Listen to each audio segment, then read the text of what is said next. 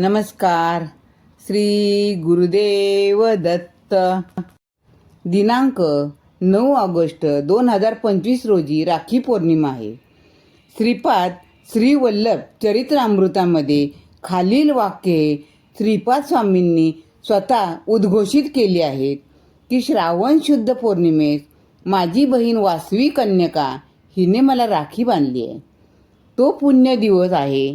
या दिवशी पीठिकापुरम क्षेत्रात माझ्या सानिध्यामध्ये जो साधक येईल त्याच्या भाग्यामध्ये चित्रगुप्ताकडून महापुण्य लिहिले जाईल.